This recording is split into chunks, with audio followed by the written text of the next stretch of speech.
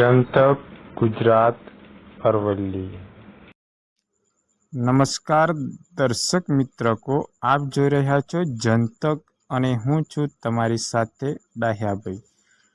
અરવલ્લી જિલ્લામાંથી એક મોટા કૌભાંડના સમાચાર સામે આવ્યા છે। ભાડા કરારના નામે ખેડૂતો સાથે છેતરપિંડી કરીને કરોડોનું કૌભાંડ આચરવામાં આવ્યું છે। અરવલ્લી જિલ્લા એલસીબી, માલપુર પોલીસ અને મેઘરજ પોલીસ સંયુક્ત ઓપરેશન હાથ ધરી અને સમગ્ર ગેંગને ઝડપી પાડી છે।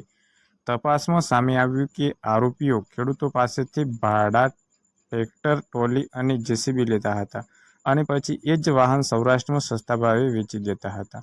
પોલીસ દરોડા દરમિયાન 20 ટ્રેક્ટર, 10 ટ્રોલી અને 1 જેસીબી જપ્ત કરી છે। જપ્ત કરાયેલો મુદ્દામાલ કિંમત 4 કરોડ રૂપિયાથી પણ વધુ છે। આ કેસમાં પોલીસ બાયડ, પ્રોથવેલ, વીરપુરના કુનપુરા અને સાદળાના કુલ 6 આરોપીઓની ધરપકડ કરી છે। કોર્ટે તમામના 3 દિવસના રિમાન્ડ મંજૂર કર્યા છે।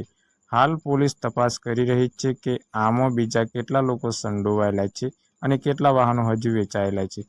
ખેડૂત મિત્રોને જનતકની અપીલ છે કે કોઈને પણ ભાડે વાહન આપતા પહેલા તેના દસ્તાવેજની પૂરેપૂરી ચકાસણી કરવી। અરવલ્લી અને ગુજરાતના દરેક ખાસ સમાચાર માટે જોતા રહો જનતક। વિડીયો પસંદ આવે તો લાઈક કરો અને ચેનલને સબસ્ક્રાઈબ કરો। ધન્યવાદ। અરવલ્લી જિલ્લામાં માલપુર અને મેઘરજ બે પોલીસ સ્ટેશનમાંથી અમને ફરિયાદ મળેલી કે ખેડૂતોના ટ્રેક્ટર જે છે અને ટ્રોલી અને જેસીબી મશીન વગેરે ઇલીગલી ભાડાના નામે લઈ જઈ અને ત્યાં એને અન્ય જગ્યાએ સસ્તા ભાવે વેચી દેવામાં આવે છે અને જ્યારે પછી એ વ્યક્તિ પોતે એ પરત લેવા જાય ત્યારે એને ગોળ ગોળ ફેરવવામાં આવે છે અને એનું ટ્રેક્ટર પરત મળતું કે નથી પૈસા મળતા।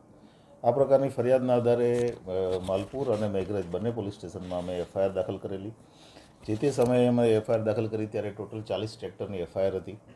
પછી એમાં એડિશન થતું ગયું અને એફઆઈઆર દાખલ કર્યા પછી બંને પોલીસ સ્ટેશનની અલગ અલગ ટીમો અને જિલ્લાની એલસીબી આ બધા કામે લાગેલા અને ત્યારબાદ જે અલગ અલગ જગ્યાએથી, કારણ કે આ મોટાભાગના જે ટ્રેક્ટર છે એ સૌરાષ્ટ્રમાં અને આજુબાજુના જિલ્લાઓમાં વેચી દેવામાં આવેલા ઓછા ભાવે, એ અલગ અલગ જિલ્લાઓમાંથી એ બધી રિકવરી કરી છે।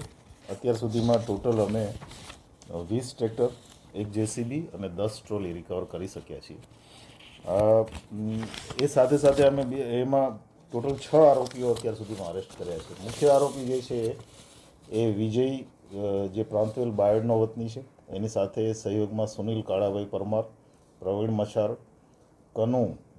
કનુ ભરવાડ કરીને જે છે એ મુખ્ય આરોપી છે, ઉપરાંત વિપુલ અને કનુભાઈ પાંડો, આટલા આરોપીઓ અત્યાર સુધીમાં અમે અરેસ્ટ કર્યા છે। આરોપીઓના 3 દિવસના રિમાન્ડ ઉપર છે। હજી આગળ એણે ટ્રેક્ટર જ્યાં જ્યાં પણ વેચ્યા છે અત્યારે પણ અમારી ટીમ અન્ય જગ્યાઓએ આ આરોપીઓ સાથે મૂવમેન્ટમાં છે અને આ રિકવરી માટે થઈને અમે પૂરેપૂરા પ્રયત્નો કરી રહ્યા છીએ।